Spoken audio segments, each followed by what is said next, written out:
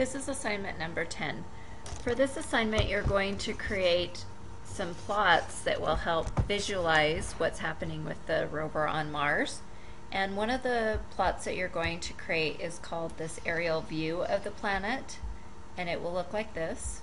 And then you're going to also create this contour map, which will look like this. This is a more detailed explanation of where the sand dunes are, the spires, mesa, pool, and the pit, which is what you see here in this aerial view. These are the spires, the sand dune, and the pit, and the pool.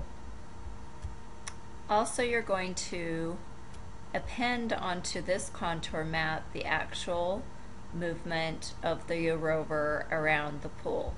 You'll also be creating a transmit.m and a receive.m file. This is going to just be a broken up version of assignment number 9. So on this, you're going to open assignment number 9 and save the file as transmit, and also save the file as receive.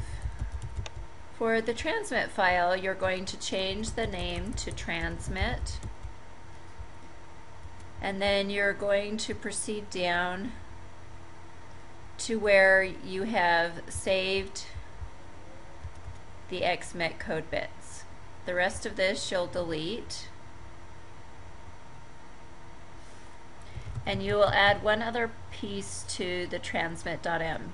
You're also going to save these code books in a file called codebook, and this will be all you'll need for the transmit file. So you're going to save that, and in the receive file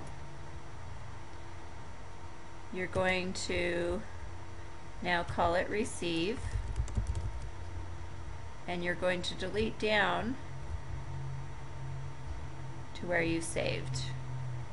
So this was all part of transmit. So here you're going to retrieve now the codebook from the codebook.mat. So we are going to load codebook, and we've called it code words, so we want to make sure that that is called the same. So the variable name will be code words. And if you want, you can also display a message. This is very helpful when debugging, because if you get to this point and then you get an error after this, at least you know that you did read and load the information from code words. Another thing you can do is also print out the code words to verify that it is correct too.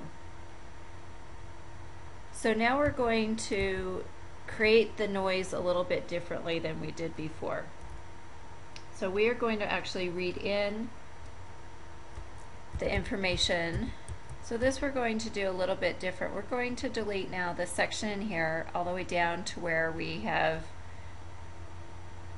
we're going to be reading the command receive. So the command receive we're going to create a little different than we did before. We're actually going to create the noise with another file, and we're going to bring in command receive from a data file called. So now I'm going to create this command receive a little differently. I'm going to read it in from a file called noisy xmit data.txt, and it will be delimited by a comma in between them, so I need to do DLM read. And this is going to be data that is actual numbers, so I need to convert this by some comparison. I'm going to just call it 0.5, and then again I'm going to print this so that I can debug if necessary. The rest of this should be then the same, so I'm going to save it again. I've left the functions at the end of both in the same order as they were before. And now I'm going to create this file called rover_map.m. And this is what most of the programming is going to be for this assignment. So Here it says to copy and paste. You're just going to copy and paste this call function into your rover underscore map. Now we want to make a surface plot of the planet. So to create, we're going to make two different figures. So what we want to do is first create this plot here where you see the spires, the sand dune, and the pool and the pit. And I want you to play with some of these numbers to get an idea of how they affect this plot. So we're making a surface plot, that's why it's X, Y, and Z. We did an interpretive shading. There's other options for the shading, and you can do help shading, or you can do Shift F1 and do shading. So the typical ones that you see are flat, interpolated, and faceted. So you can try those and see what they also do. And there's also options for color map. We're going to do copper. Again, that's just the tones that you'll get on this. The one that is the most interesting, that's going to be the most effective, is this view. So I want you to play around with this a little bit and change the view. And if you change this from a negative degree to, let's say, -10 and 60, you'll see how that changes the figure here. So again, I'm going to change it again. And this time I'm going to make this a positive number, and you'll see how it keeps rotating this around. So going back to the original that I had, which was this view, I also am going to now change the 60 to a small number, and you're going to see how it changes the view on that. So depending on which one you want, just make sure you understand view. That is going to be the most helpful when you're looking at actual data. The next figure you want to create is a contour map, X, Y, and Z. And so here you can see that, this is the help file for the contour plot of a matrix. And so you can see here doing X, Y, Z, and it describes in more detail how you can create different types of contour maps. And the different shadings you can get.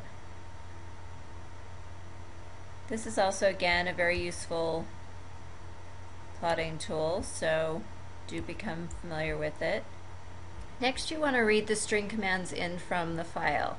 So this is the first part of transmit, so you can copy and paste it if you want. The only difference is here you're going to use outcome string.txt. You also want to copy and paste all the functions from that file into this rover underscore map. So at the bottom of the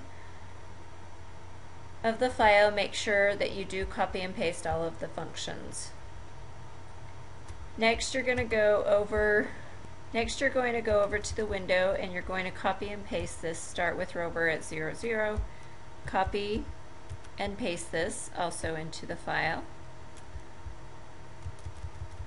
Next you're going to take the 6 strength, and you're going to create this. So type this out. 6 strength is equal to 1 over the latitude squared plus the longitude squared. Then again, copy and paste this from the assignment description.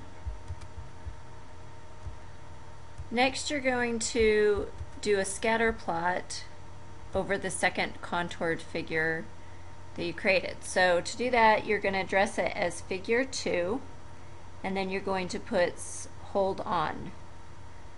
This is the syntax for the scatter plot. You're going to have the latitude, the longitude, and the strength of it.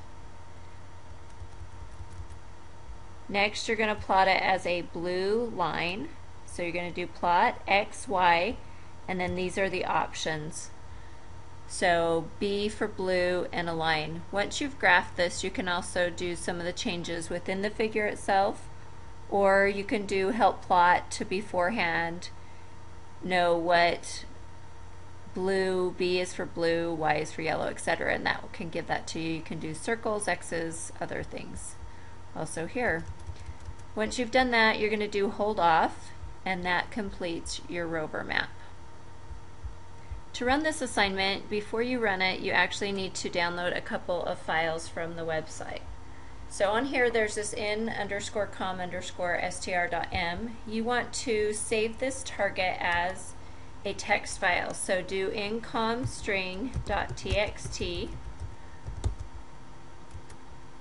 and change it so that it doesn't save it as a MATLAB file. So incomstring.txt. This is going to give your rover all of the movements that it needs to get around all of those obstacles. So do save that. Then you also want to save this file here. So again, this time you want to save it as a .m file. So do have it say MATLAB code and then to run it, you're going to make sure you clear everything before you begin. You're going to do transmit. Then you're going to add this noise. So you want to make sure when you saved it that those files do show up in the current directory you're working in. So here you can see the EC1020 comp10 add noise is located here, and my incomstring.txt is also located here. I want to make sure that this is the correct one. So you can see here it's not just a few of the commands, it goes down and now has 32. So you may have to go back and change your code so that it can do all 32 commands in there.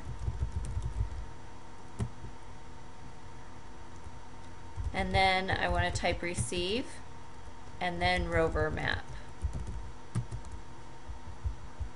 So here you can see the results from the rover map. I have my figure 1, which has the spires, the sand dune, the pool and the pit, and then my contour map and the blue line, which has mapped my rover to go around it. So this completes assignment number 10. Make sure to email the diary file of this along with transmit, receive, and the rover map files. That concludes assignment number 10.